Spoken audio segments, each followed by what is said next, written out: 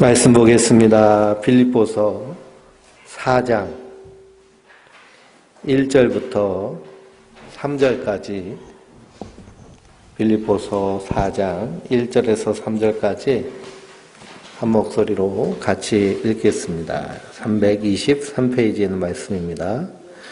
그러므로 나의 사랑하고 사모하는 형제들, 나의 기쁨이요 면류관인 사랑하는 자들아, 이와 같이 주 안에 서라. 내가 유오디아를 권하고 순두개를 권하노니 주 안에서 같은 마음을 품으라. 또 참으로 나와 멍에를 같이 한 내게 구하노니 복음에 나와 함께 힘쓰던 저 여인들을 돕고 또한 글레멘드와 그 외에 나의 도역자들을 도우라. 그 이름들이 생명책에 있느니라. 아멘. 우리가 4장 1절 말씀에 그러므로 나의 사랑하고 사모하는 형제들, 사랑하고 사모하는 게 같은 얘기인데요.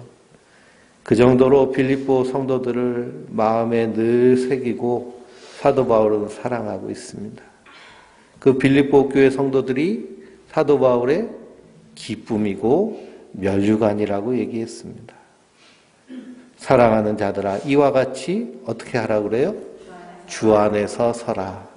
그 맨 처음에 그러므로라고 되어 있습니다.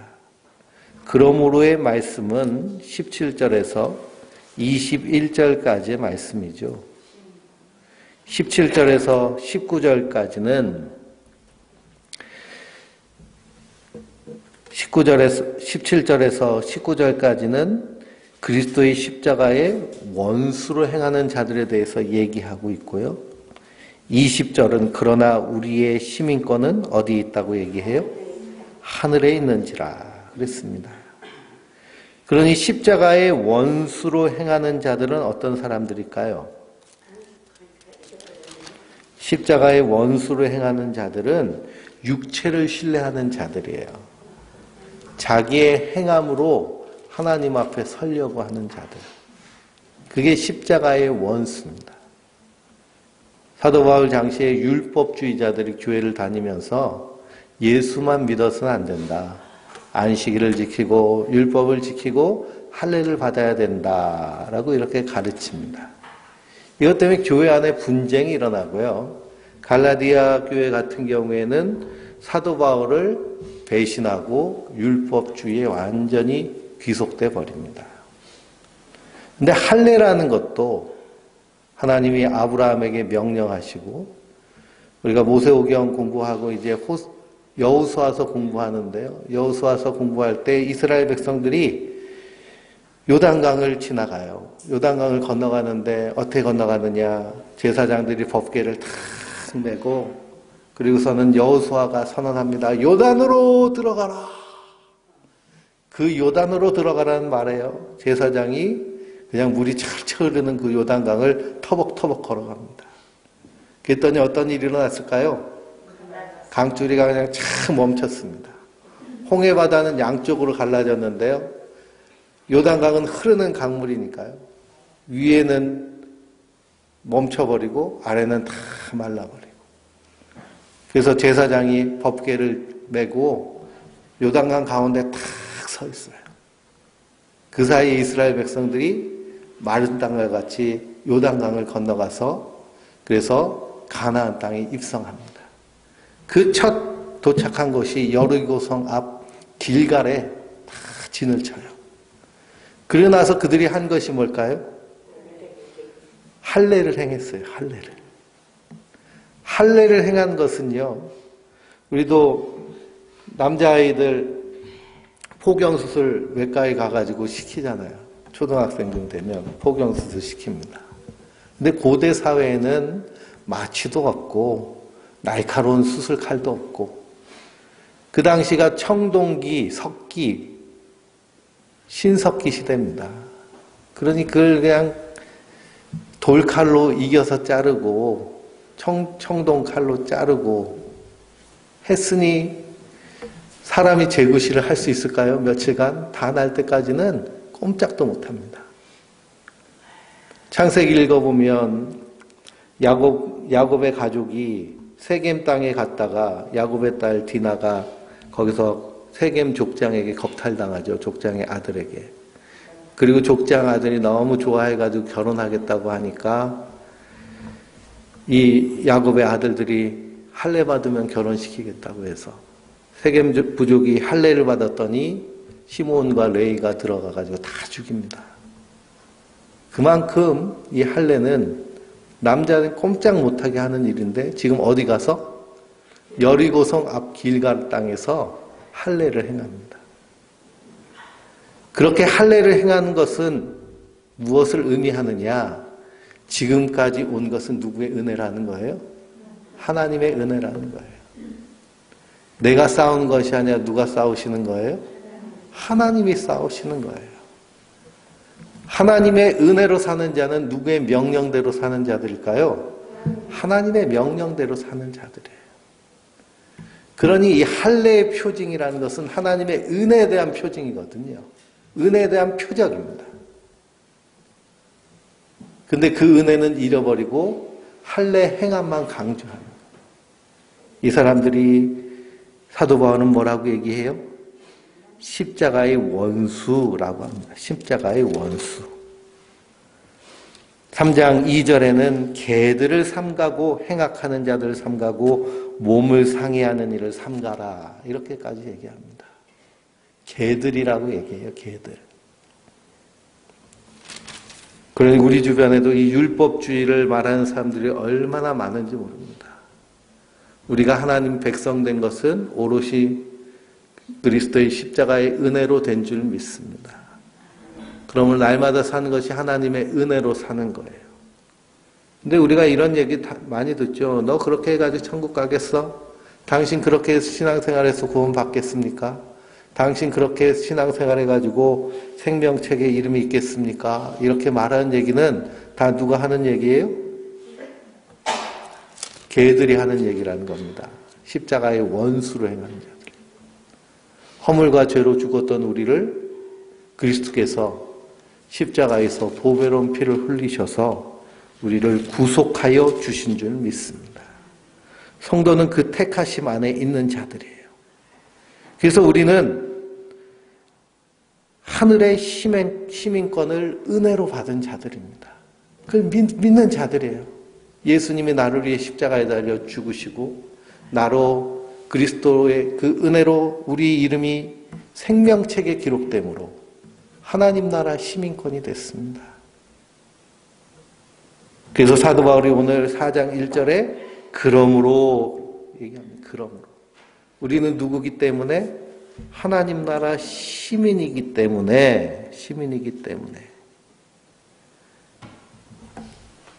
어디 서 있으라고 그래요? 주 안에서 서 있으라라고 얘기합니다. 주 안에서 서 있으라.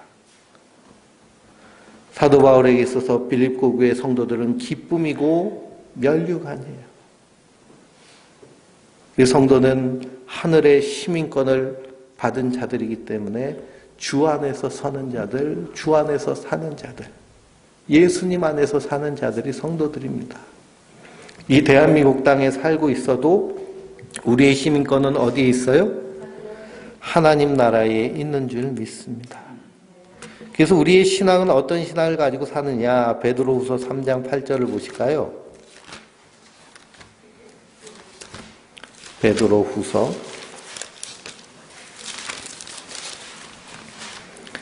3장 8절부터 13절입니다. 사랑하는 자들아, 주께는 하루가 천년 같고 천년이 하루 같다는 이 한 가지를 잊지 말라.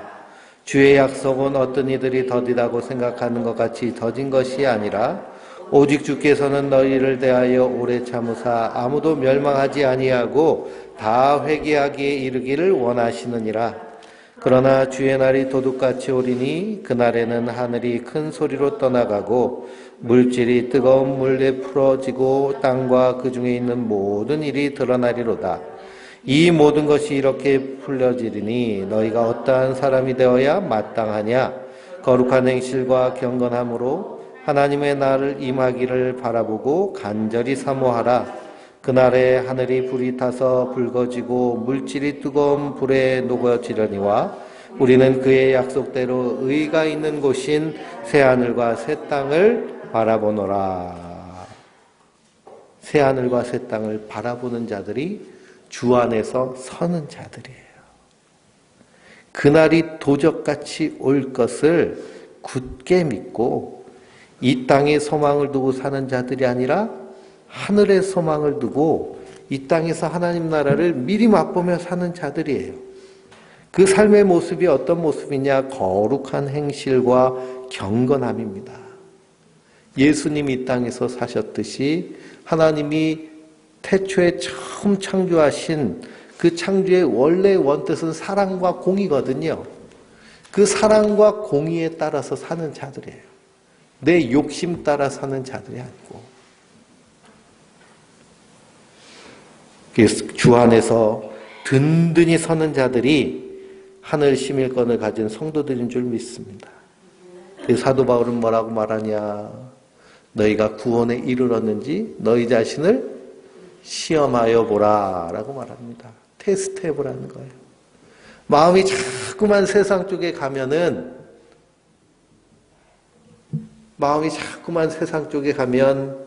하나님 나라 시민으로 사는 거예요? 십자가의 원수로 사는 거예요?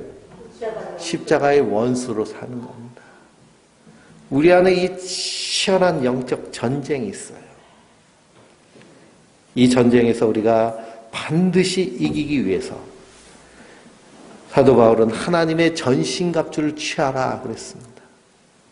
하나님의 전신갑주, 구원의 투구, 의의 흉배, 진리의 허리띠, 복음의 신발, 믿음의 방패, 성령의 검, 곧 하나님의 말씀을 가지라. 이게 다 예수님을 믿는 믿음이에요. 예수님만 바라보라는 겁니다. 믿음의 주요 온전케 하여 주시는 이인 예수를 바라보자. 내 앞에 자꾸만 돈이 어른거리고 땅이 어른거리고 우리가 연약해서 그렇습니다. 그러나 이 땅의 것은 잠깐이고 하나님 나라는 영원합니다. 우리가 대통령 선거를 투표를 다 했는데요. 내 마음에 드는 대통령이 뽑히지 않아도 그 대통령이 영원히 대통령 하는 게 아니잖아요. 그렇죠? 그러니 5년이면 끝납니다. 우리 인생도 마찬가지죠. 우리 인생도 길면 100년이면 끝납니다. 그러나 하나님 나라는 영원한 줄 믿고 사는 자들인 줄 믿습니다.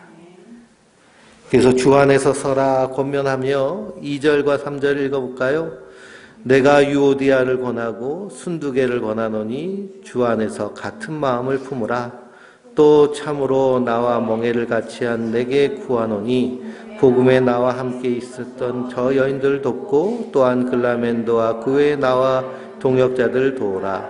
그 이름이 생명책에 있느니라 그랬습니다. 유오디아와 순두개를 권하노니 주 안에서 같은 마음을 품으라는 거예요. 빌립보 교회 여자 지도자 2명이 있습니다. 그 사람이 유오디아와 순두개예요. 둘이서 열심히 교회를 섬기며 성도들을 섬기는 일을 하고 사도를 섬기는 일을 했습니다. 이 교회마다 이렇게 섬기는 사람들이 있죠. 사도 바울이 사역할 때 디모데와 에바브로디도가 사도 바울을 위해서 같이 동역했던 것처럼 유오디아와 순두개가 그랬습니다. 그런데 같은 마음을 품으라 굳이 이렇게 성경에 말씀하고 있는 것은 이 두 여인이 지금 어떤 상태라는 거예요? 마음이 서로 같은 마음을 갖지 않는 일들이 많아서 티격태격하는 일들이 생기기 시작했다는 겁니다. 이 성도가 함께 한 주님을 섬기면서도 우린 연약하기 때문에요. 같은 마음을 참 품기가 쉽지가 않습니다. 그래서 성령이 임하신다라고 할 때 성령이 임하심의 특징은 무엇이냐 하면 한 마음 한 뜻으로 마음이 모아지는 거예요. 사도행전 13장 1절을 보실까요? 사도행전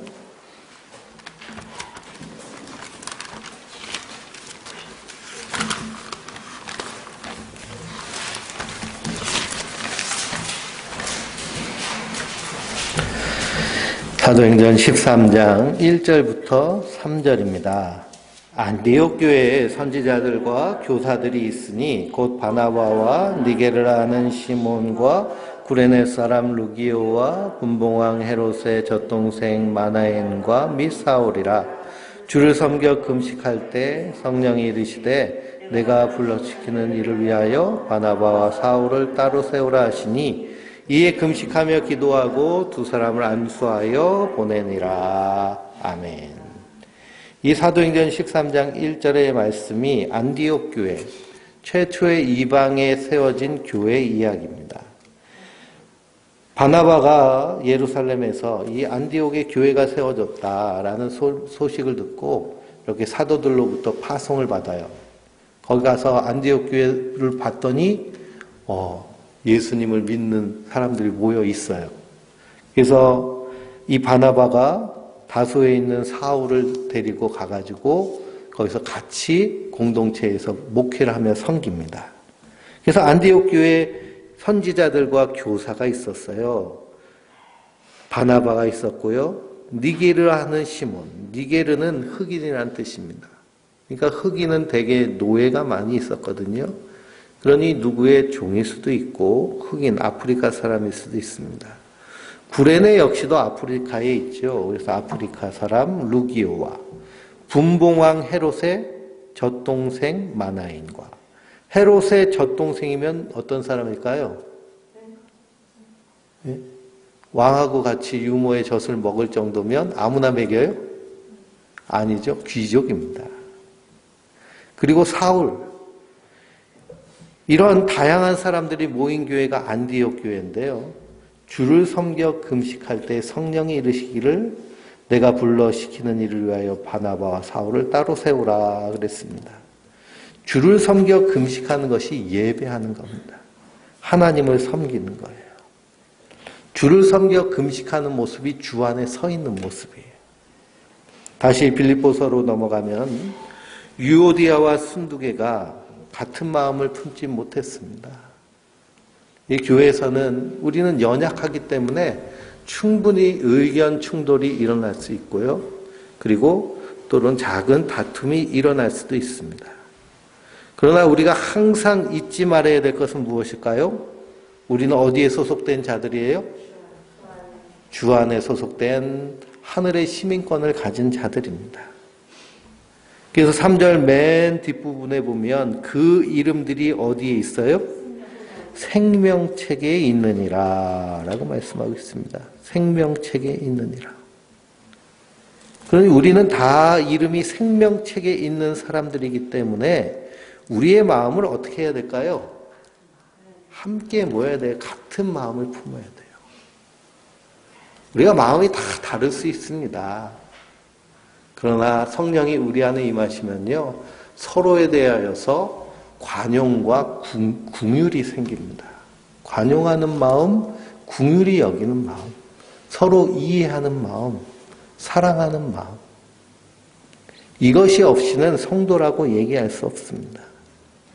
그래서 빌립보서 1장 27절에도 사도 바울이 뭐라 그래요? 1장 27절에 오직 너희는 그리스도의 복음에 합당하게 생활하라. 이는 내가 너희에게 가보나 떠나 있으나 너희가 한 마음으로 서서 한 뜻으로 복음의 신앙을 위하여 협력하는 것과 라고 그랬습니다.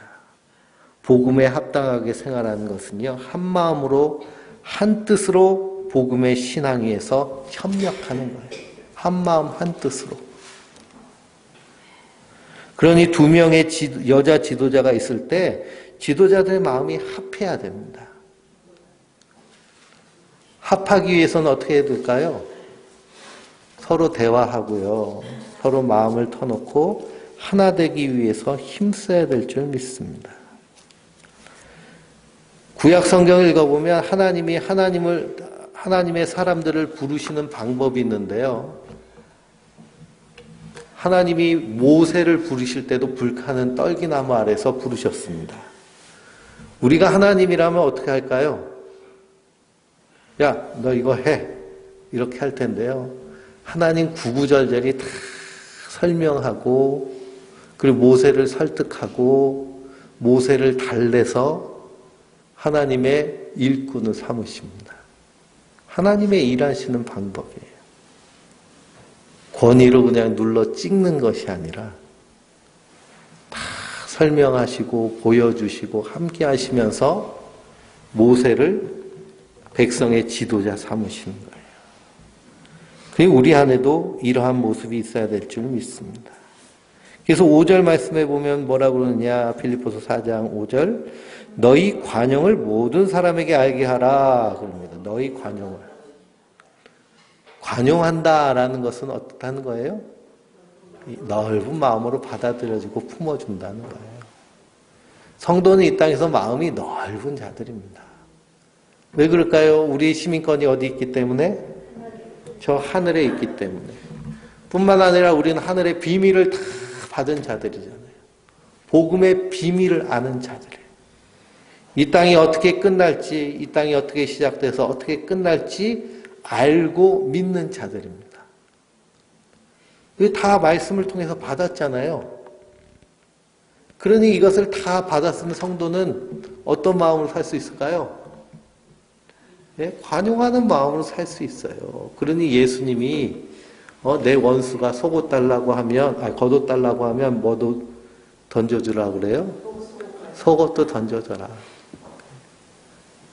그거 줘도 문제가 안 되는 거예요. 이거 잠깐 있다가 없어질 것이기 때문에. 썩어질 세상, 불타 심판받을 세상 것, 그거 하나 아까워가지고 그냥 애지중지하면서 마음이 그냥 좁아가지고 초장하게 구는 인생이 아니라 넉넉하고 풍성한 자들인 줄 믿습니다.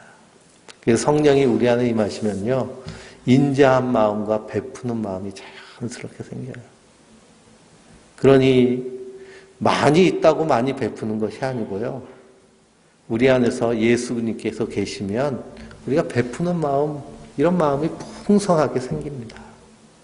우리 주변에 보세요. 예수 믿는다고 교회 다닌다고 그러면서도 뭐 재산이 수십억 그거 다 자기를 위해서 몇백만 원씩 몇천만 원씩 쓰면서도 자기 주변에 있는 사람한테 인색하고 궁색한 사람들 있잖아요. 구두쇠들. 그 안에 누가 안 계신 거예요? 예수님이 안 계신 거예요. 하늘의 시민권을 가진 그 구원받은 성도는 이 땅에서 마음이 넉넉한 자들인 줄 믿습니다. 그 이름이 어디에 있어요? 생명책에 있느니라. 그리고 우리 이름이 어디에 기록되어 있을까요? 생명책에 기록되어 있는 줄 믿습니다. 이에 대해서 유다서 보실까요? 요한계시록 바로 앞에가 유다서입니다. 유다서는 한 장짜리예요. 예수님의 동생이 쓴 서신서인데요. 20절부터 23절까지 먼저 읽어볼까요? 사랑하는 자들아, 너희는 너희의 지극히 거룩한 믿음을 위하여 자신을 세우며 성령으로 기도하며 하나님의 사랑 안에서 자신을 지키며 영생에 이르도록 우리 주 예수 그리스도의 긍휼을 기다리라. 어떤 의심하는 자들을 긍휼히 여기라. 또 어떤 자를 불에서 끌어내어 구원하라. 또 어떤 자는 그 육체로 더럽힌 옷까지도 미워하되 두려움으로 긍휼히 여기라 그랬습니다. 사랑하는 자들아, 너희는 너희의 지극히 거룩한 믿음을 위해서 자신을 어떻게 해요? 세우는 거예요. 자신을 세워요. 누구 안에서 세울까요? 예수님 안에서 세우는 거예요. 엎어 있는 사람을 세우려고 할 때는 어떻게 해야 될까요? 이렇게 붙잡아서 끌어올려야 되잖아요. 누가 붙잡아 끌어올린 거예요? 예수님이 우리를 붙잡아 끌어올리신 거예요. 성령으로 기도하며 라고 말했습니다. 성령으로 기도하며. 성령으로 기도하는 건 또 어떻게 기도하는 걸까요? 오순절 교회 같은 데서는 방언으로 기도하는 게 성령으로 기도하는 거다 이렇게 말할 수도 있습니다. 그러나 성령 충만은 말씀 충만. 하나님의 말씀을 믿으며 기도하는 것이 성령으로 기도하는 거예요. 말씀에서 이렇게 하나님 역사하지 않으셨습니까? 그리스도의 궁유를 기다리며 우리도 이 땅에서 의심하는 자들, 믿음이 없어서 믿지 못하고 의심하는 자들을 어떻게 여겨요? 궁유리 여기라.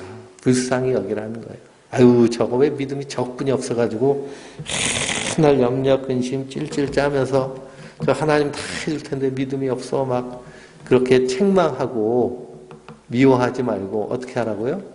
궁일이 여기라고요. 하나님 내게 주신 그 믿음을 저 사람에게 주시면 저 사람 저렇게 안 탈 텐데요. 하나님 너무 불쌍해요. 너무 불쌍해요. 그렇게 기도하는 겁니다.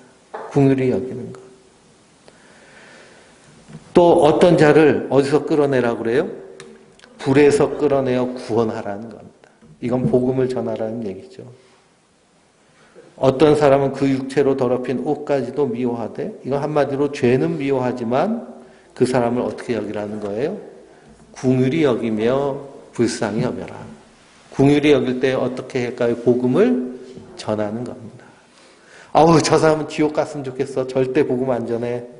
이게 하나님의 구원받은 성도의 마음이 아니고, 예? 지옥 가기를 바랄 정도로 악한 사람이라도 불쌍히 여기고 복음을 전하는 겁니다. 이 땅에서 이미 지옥을 살고 있기 때문에 불쌍히 여기라는 거예요. 왜 그렇게 불쌍히 여기라고 그러느냐? 우리 이름이 어디에 기록되어 있기 때문에요? 생명책에 기록되어 있기 때문에. 그래, 내 이름이 생명책에 기록된 그 굳건한 믿음이 있으면요, 우리 안에서 이런 게 자연스럽게 그냥 드러나고 나타나게 되는 줄 믿습니다. 항상 우리가 인식하며 살아야 돼요. 난 천국 시민, 하나님 나라의 백성, 주 안에서 선자, 예수님의 은혜로 사는 자. 사도행전 읽어본 사도 바울이 다메섹 도상에서 예수님 만난 그 간증을 3번을 합니다. 3번 나와요. 가는 곳마다 그 간증을 해요. 그건 그 하나님의 예수님의 부르심을 단 한 번도 잊지 않았다는 거예요. 항상 그걸 마음에 품고 산다는 거예요. 하나님의 은혜를. 성도가 그런 자들인 줄 믿습니다. 그래서 4절에 뭐라고 말하고 있나요? 주 안에서 항상 기뻐하라. 내가 다시 말하노니 기뻐하라 그랬습니다. 왜 우리가 기뻐할까요? 생명책에 이름이 기록되어 있기 때문에 그렇습니다. 빌립보서를 기쁨의 서신이라고 그러는데요. 1장 3절에서 5절 읽어볼까요? 1장 3절에서 5절. 내가 너희를 생각할 때마다 나의 하나님께 감사하며 간구할 때마다 너희 무리를 위하여 기쁨으로 항상 간구함은 너희가 첫날부터 이제부터 복음을 위한 일에 참여하고 있기 때문이라 그랬습니다. 사도 바울이 기도할 때마다 감사가 나왔어요. 간구할 때마다 기쁨이 항상 기쁨으로 간구했어요. 그 이유는 뭘까요? 복음에 참여하는 있기 때문에.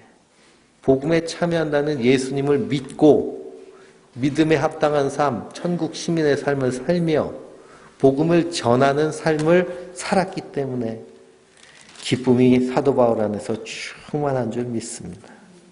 이게 사도 바울의 기쁨일 뿐만 아니라 누구의 기쁨일까요? 예수님의 기쁨이에요. 예수님의 기쁨. 그럼 우리의 기쁨은 어떤 기쁨이에요? 한번 오늘 뭐 때문에 기뻐했나 생각해 보세요. 뭐 때문에? 오늘 밤에 내가 찍은 사람이 대통령이면 기쁘겠죠. 그렇죠? 하루 종일 그냥 쫄려가지고 안 되면 어떡하나 그런 마음도 들기도 하지만 근데 그런 차원의 기쁨이 아닙니다.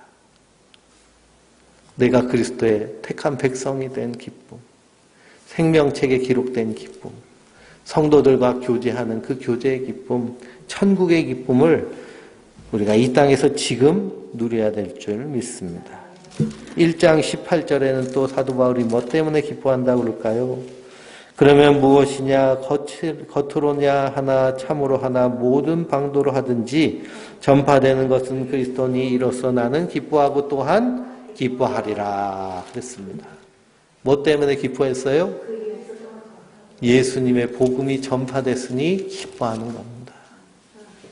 그 옆교회가 부흥돼도 기뻐하고 한 사람에게 복음을 전해서 그 사람이 주의 전으로 나와서 함께 신앙생활해도 기뻐하고 우리가 복음 때문에 기뻐하고 복음 때문에 애써하는 것이 바로 예수님의 마음을 가지고 주 안에서 서는 성도들의 모습인 줄 믿습니다. 또 기쁨들이 계속 나오는데요. 이제 다른 성경을 볼까요? 사도행전 5장 41절입니다.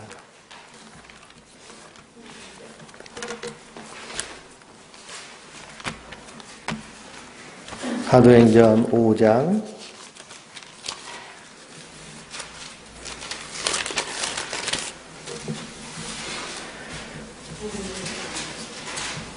41절.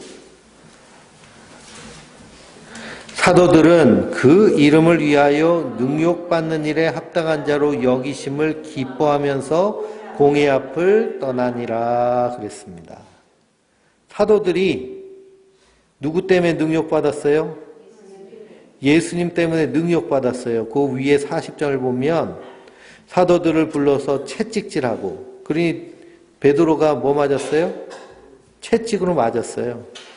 너 또 예수의 이름으로 말하면 아주 그냥 그 다음에는 칼이야. 막 목숨을 위협했어요. 그렇게 능욕을 받았는데 사도들은 그 이름을 위하여 능욕받는 일에 합당한 자로 여기심을 기뻐하면서 공의 앞을 떠났습니다. 뭐 때문에 기뻐했어요? 핍박받는 것 때문에 기뻐했어요. 핍박받는 것 때문에. 그게 내가 예수 믿는데 핍박하면 우리는 어떻게 해야 될까요? 기뻐해야 돼요. 기뻐해. 기쁘다. 왜 기쁠까요? 이게 우리에겐 구원의 증거이고 그에게는 심판의 증거이기 때문에, 멸망의 증거이기 때문에. 근데 대부분 고난당하고 핍박당하면 슬퍼하잖아요. 고통스러워하고 억울해하고 슬퍼하고. 그래서 6절에 뭐라고 말하나요? 아무것도 염려하지 말고 다만 모든 일에 기도와 간구로 의구할 것을 감사함으로 하나님께 아뢰라 그랬습니다. 아무것도 염려하지 말고 모든 일에 기도와 간구로 의구할 것을 감사함으로 하나님께 아뢰라. 여기서 말하는 기도는요, 기도는 우리의 삶의 문제들을 해결해 주기를 바라는 기도는 사도 바울이 한 적이 별로 없습니다. 사도 바울이 자기의 문제를 놓고 기도한 것은 자기 육체의 가시를 놓고 기도했죠. 몸이 안 좋으니까 하나님, 복음을 전하는데 아파서 되겠습니까? 건강해가지고 막 날아다니면서 복음을 전해야 되는데 아파가지고 끙끙거리면 되겠습니까? 그래서 자기 질병을 가지고 육체의 가시를 놓고 하나님께 간절히 기도했습니다. 3번이나 목숨 걸고 기도했어요. 그랬더니 하나님이 다 고쳐주셨나요? 안 고쳐주셨죠? 그래서 뭐라고 응답해 주셨어요? 내 은혜가 내게 족하다 그랬습니다. 족하다. 내 은혜가 내게 족하다. 우리가 기도에 대해서 오해하는데요. 기복적 기도는 이 땅에서 내 문제, 내 소원을 이루어지기를 원하는 기도들을 기복적으로 합니다. 그래서 신앙생활 처음 시작하면은 주시옵소서, 주시옵소서. 청원하는 기도를 많이 하잖아요. 청원하는 기도. 청원하는 기도가 계속 반복되다 보면 신앙이 기복적으로 변질되기가 쉽습니다. 그래서 신사도 운동하는 사람들 보면 나중에는 성령님을 그냥 종처럼 부리잖아요. 그래가지고 그냥 성령님을 종처럼 부리고 자기가 그런 신적 능력이 있는 것을 무슨 계급이나 권력처럼 그렇게 생각하고 그러면서 그냥 자기가 영험한 것처럼 사람들 참 내려보면서 당신 믿음 없어도 내 믿음은 내 기도로 이게 이루어진다고 큰 소리 치는데 이게 교회 안에 있는 무당들이 하는 모습들입니다. 그래서 하나님께 하는 기도의 모습은요, 우리가 창세기에서 아브라함의 기도를 봅니다. 하나님이 내가 하려는 일을 내 종 아브라함에게 숨기겠느냐, 내 벗 아브라함에게 숨기겠느냐 말씀하십니다. 무엇을 말씀하셨어요? 소돔과 고모라를 심판하실 것을 말씀하셨어요. 그때 아브라함이 뭐라고 기도하나요? 하나님 거기 의인 50명, 100명이 있으면 심판하시겠습니까? 의인 50명이 있으면 심판하시겠습니까? 나중에 몇 명까지 줄어들었어요? 의인 10명이 있으면 심판하시겠습니까? 소돔과 고모라 성은 뭐 때문에 멸망당했어요? 의인 10명이 없어서 심판받은 겁니다. 근데 예루살렘은 의인 1명이 없어서 심판받은 거예요. 이 아브라함의 기도. 그래 아브라함은 하나님 아버지의 뜻을 알았어요. 하나님은 그 뜻을 위해서 기도한 거예요. 그때 아브라함의 소돔성에 이제 하나님이 천사를 보내셔가지고 심판을 하시는데 그 천사가 누굴 끌고 나와요? 조카 롯을 끌고 나오잖아요. 조카 롯을. 성경에 롯을 보면서 누굴 기억하셨어요? 하나님이 아브라함을 기억하셔서 끌고 나오신 거예요. 이 아브라함의 기도의 모습이 누구의 기도의 모습과 동일할까요? 예수님의 기도의 모습과 똑같아요. 예수님이 우리를 위해서 기도하심으로 우리를 하나님이 어떻게 하신 거예요? 끌고 오신 거예요. 끌고 오신 거예요. 이 죄악된 세상 가운데, 깨진 세상 가운데. 그래서 우리를 구속하여 불렀다고 그러잖아요. 구속하여. 그 소돔성에서 하늘에 유황이 떨어질 때 그냥 얼마나 천사가 닥달했어요. 팍 오라고. 그 손을 잡아 끌어냈어요. 끌어냈어요. 손에 잡아 끌려가면서도 롯의 아내는 어떻게 했어요? 아유 저거 어떻게 하다가 소금 기둥이 됐잖아요. 그렇게 긴박하게 끌어낸 것이 아브라함의 기도인데 이것이 그리스도께서 우리를 위해 하신 기도인 줄 믿습니다. 그러니 아무것도 염려하지 말고 다만 모든 일에 기도와 간구로 너희 구할 것을 어떻게 구해요? 감사함으로 하나님께 아뢰라. 왜 우리는 무엇을 알고 있어요? 결말을 알고 있는 자들이잖아요. 결말을. 그리하면 모든 지각에 뛰어난 하나님의 평강이 그리스도 예수 안에서 너희 마음과 생각을 지키시리라. 그랬습니다. 어떤 상황이 닥쳐와도요. 그 상황이 문제가 아니라 우리의 마음과 생각이 더 중요하고 저 문제인 줄 믿습니다. 사도행전 12장 6절에서 9절 한번 보실까요? 사도행전 12장.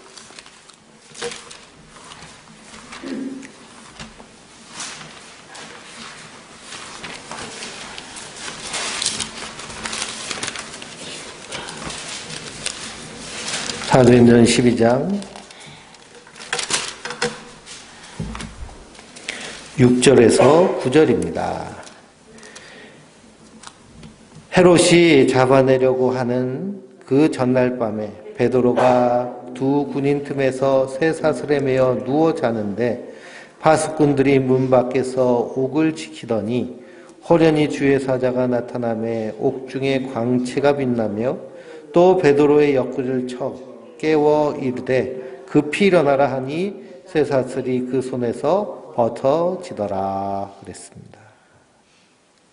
또 9절까지 읽어볼까요? 천사가 이르되 띠를 띠고 신을 신으라 하거늘 베드로가 그대로 하니 천사가 또 이르되 겉옷을 입고 따라오라 한데 베드로가 나와서 따라갈새 천사가 하는 것이 성신인 줄 알지 못하고 환상을 보는가 하니라.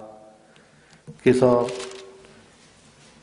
베드로가 이 야고보는 톱으로 켜가지고 순교하고 베드로도 이제 죽을 차례가 돼서 감옥에 갇혔습니다. 교회는 그를 위하여 간구하고요. 헤롯이 그 다음날 죽이려고 베드로를 도망가지 못하게 두 군인 틈에다가 쇠사슬을 메어가지고 그래가지고 거기 놨습니다. 근데 베드로는 지금 뭐 하고 있어요? 누워서 자고 있어요. 누워서 자는데 천사가 왔어요. 자고 있었으면 천사가 오는 거 봤겠죠. 그렇죠? 광채가 나는 사람이 왔으니. 자고 있으니까 알지 못합니다. 그래서 베드로의 옆구리를 어떻게 했어요? 쳐서 깨웠어요. 옆구리를 발로 툭툭 쳐가지고 야 빨리 일어나 가자. 이 베드로가 자기 살려달라고 기도했어요? 죽을 줄 알고 그냥 거기서 잔 겁니다. 하나님 주신 평안이 그 안에 임한 거예요. 우리 마음과 생각을 하나님 지켜주시면 이런 상황 가운데서도 이러한 평강을 누리게 됩니다. 이 평강을 주시기 때문에 우리에게 기도하라고 말씀하시는 거예요. 로마서 8장을 보면 로마서 8장입니다. 로마서 8장이 소망장이라고 그러잖아요. 28절부터 30절입니다. 로마서 8장 28절부터 30절. 우리가 알거니와 하나님을 사랑하는 자 곧 그의 뜻대로 부르심을 입는 자들에게는 모든 것이 합력하여 선을 이루느니라. 하나님이 미리 아신 자들 또한 그 아들의 형상을 본받게 하기 위하여 미리 정하셨으니 이는 그로 많은 형제 중에 맏아들이 되게 하려 하심이라. 또 미리 정하신 그들 또한 부르시고 부르신 그들 또한 의롭다 하시고 의롭다 하신 그들 또한 영화롭게 하셨느니라. 아멘. 부르신 자가 누구예요? 부르신 자가 내가 부르신 자죠. 무슨 책에 이름이 써 있어요? 생명책에 이름이 써 있잖아요. 그럼 부르신 자를 미리 정하시고 부르시고 의롭다 하시고 영화롭게 하신 분 누구세요? 하나님이세요. 그렇기 때문에 모든 것을 다 어떻게 합력하여 선을 이루게 하실 거예요. 우린 그것을 믿고 사는 자들이에요. 모든 것이 다 합력하여 선을 이루게 하실 것이다. 그러니 상황과 환경에 일희일비하는 것이 아니라 믿음을 가지고 그 안에서 일하실 하나님을 기대하며 소망하며 사는 자들인 줄 믿습니다. 그러니 어떤 일이 일어났을 때 이 호떡집 불났을 때 아줌마가 그냥 흐드락거리면서 그 불 끄는 것처럼 그렇게 할 것이 아니라 하나님의 일하심을 기다리며 잠잠하게 주를 바라보는 자들인 줄 믿습니다. 31절에서 34절 또 뭐라고 말해요? 그런즉 이 일에 대하여 우리가 무슨 말을 하리요? 만일 하나님이 우리를 위하시면 누가 우리를 대적하리요? 하나님이 누굴 위하고 계세요 지금? 로마서 8장입니다. 8장 31절. 하나님이 우리를 위하세요. 우리를 위해서 어떻게 하셨어요? 하늘 보좌를 버리시고 이 낮고 낮은 땅에 오셔서 십자가에 잘려 죽기까지 우리를 사랑하셨잖아요. 그래서 사망 권세를 이기시고 영원한 생명을 주셨는데 누가 우리를 대적하리요? 자기 아들을 아끼지 아니하시고 우리 모든 사람을 위하여 내주시니까 어찌 그 아들과 함께 모든 것을 우리에게 주지 않겠느냐? 누가 누기 하나님께서 택하신 자들을 고발하며 의롭다 하신 이는 하나님이시니 누가 정죄하리요? 죽으실 뿐만 아니라 다시 살아나신 이는 그리스도 예수시니 그는 하나님 우편에 앉은 자요 우리를 위하여 뭐 하시는 분이세요? 간구하시는 분이세요. 간구가 뭐예요? 기도하는 거예요. 기도. 아브라함이 기도하듯이 그리스도께서 하나님 보좌 우편에서 누구를 위해서? 나를 위해서 기도하고 계세요. 그리고 우리 안에 뭐가 임하는 게 당연해요? 하나님의 평안이 임하는 것이 당연합니다. 누가 우리를 그리스도의 사랑에서 끊으리요? 환난이나 공고나 박해나 기근이나 적신이나 위험이나 칼이랴 그랬습니다. 그러니 지금도 우리를 위해 친히 간구하여 주시는 줄 믿습니다. 이 믿음을 가지고 날마다 사는 것이 성도예요. 그러니 무엇을 먹을까 무엇을 입을까 염려하지 마라. 다 내가 너를 위해 십자가에 달려 죽기까지 했는데 먹을 것 없게 굶게 하겠냐. 그러니 너희는 먼저 그의 나라와 그의 의를 구하라. 그러면 이 모든 것을 너희에게 더하시리라. 이게 주님의 약속이신 줄 믿습니다. 성도는 이것을 굳게 붙잡고 날마다 깨어서 기도하는 자들인 줄 믿습니다. 그래서 우리가 기도할 때 주님께서 우리에게 이 평안과 기쁨을 충만하게 채워주실 줄 믿습니다. 이 기쁨을 날마다 누리며 날마다 느끼며 사는 하나님의 사람들 되시길 주님의 이름으로 축원드립니다. 우리 154장 생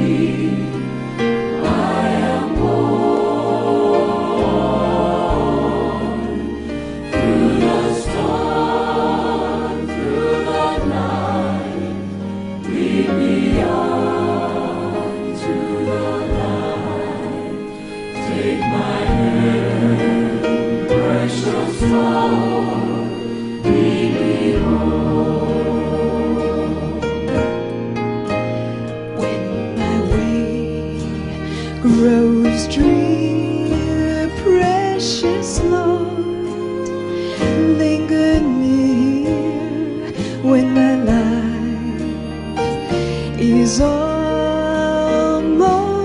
gone. Hear my cry, hear my call, hold my hand lest I fall. Precious Lord, take my hand, lead me